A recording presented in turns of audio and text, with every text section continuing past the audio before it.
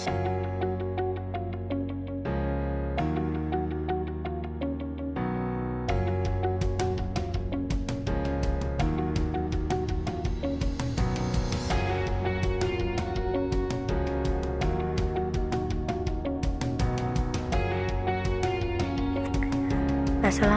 warahmatullahi wabarakatuh. Halo anak-anak, bagaimana kabarnya hari ini? Semoga kita dalam keadaan sehat ya.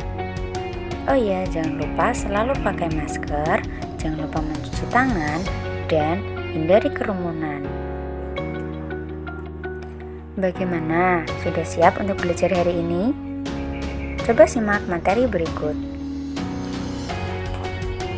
Kali ini kita akan belajar mengenai tema 8, subtema 3, pembelajaran 1. IPA KD 3.4 tentang pengaruh gaya terhadap keadaan benda. Nah, sebelumnya coba perhatikan ketiga gambar berikut. Nah, ketiga aktivitas dalam gambar berikut tidak lepas dari peran gaya. Contohnya gambar A, itu menunjukkan seorang yang sedang mendorong gerobak bakso. Aktivitas ini menggunakan gaya otot berupa dorongan untuk menggerakkan gerobak dari kondisi awal yang diam. Nah, berdasarkan hasil kerja gaya ini dapat diketahui bahwa gaya mampu mengubah kondisi benda dari diam menjadi bergerak. Kemudian, contoh selanjutnya adalah gambar kedua. Pada aktivitas ini terlihat bahwa seorang kiper menepis bola yang mengarah ke gawang ke arah lain sehingga tidak terjadi gol. Tepisan tangan kiper melibatkan gaya otot yang mengubah arah gerak dari bola. Dalam peristiwa ini, gaya tidak mengubah bola menjadi berhenti, namun hanya mengubah arah geraknya. Peristiwa serupa juga terjadi pada pemain bola yang melakukan sundulan. Gaya dorong yang dilakukan melalui kepala mengubah arah gerak bola menuju ke arah yang ia inginkan. Kemudian contoh selanjutnya, dari gambar berikut kita dapat melihat seorang perajin sedang membuat gerabah dari tanah liat. Gaya sentuh yang diberikan oleh perajin itu dapat mengubah bentuk tanah liat menjadi sesuatu yang diinginkan. Nah, dari gambar-gambar yang kita bahas tadi dapat kita simpulkan bahwa aktivitas-aktivitas tersebut menggunakan gaya otot. Nah, perlu kalian ketahui juga bahwa gaya otot itu tidak hanya dihasilkan oleh manusia. Hewan juga dapat menghasilkan gaya otot loh. Contohnya, gaya otot kuda dalam menarik bendi atau delman, serta gaya otot kerbau untuk menarik bajak sawah.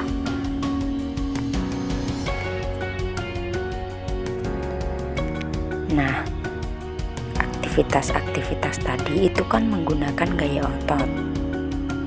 Selain gaya otot, ada jenis gaya lain loh yang mampu memengaruhi keadaan suatu benda. Salah satunya yaitu gaya gesek. Sekarang ibu mau bertanya, apa pengaruh gaya gesek terhadap gerak benda? Nah, betul sekali. Gaya gesek bersifat menghambat atau menahan laju gerak benda. Oleh karena itu, gaya gesek banyak dimanfaatkan dalam pengereman kendaraan. Nah, anak-anak, setelah kalian memahami mengenai materi yang ibu jelaskan tadi, coba kerjakan soal-soal berikut.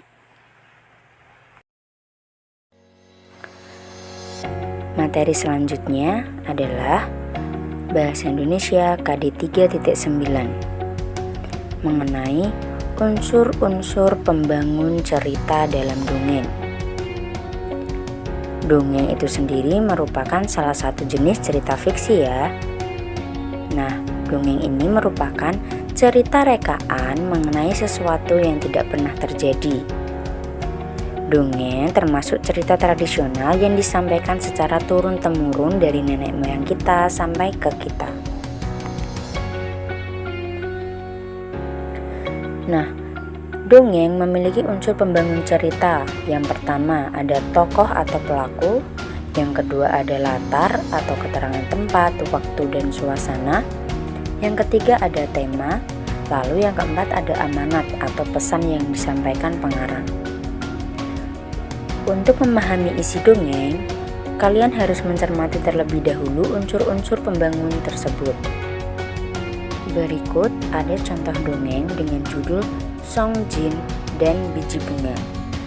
Perhatikan baik-baik ya anak-anak. Dahulu kala, di daratan Cina, hiduplah seorang raja yang adil dan bijaksana. Namun, sang raja tidak dikaruniai seorang anak. Untuk menemukan calon putra mahkota, sang raja mengadakan sayembara yang dapat diikuti seluruh anak laki-laki di negeri itu. Tanamlah biji bunga ini. 3 bulan lagi biji ini akan tumbuh menjadi tanaman bunga yang indah. Siapa yang berhasil membawa tanaman bunga paling indah, dialah yang akan terpilih menjadi putra mahkota, pesan sang raja. 3 bulan kemudian, halaman istana dipenuhi peserta sayembara. Mereka kembali ke istana sambil membawa pot berisi tanaman bunga yang indah.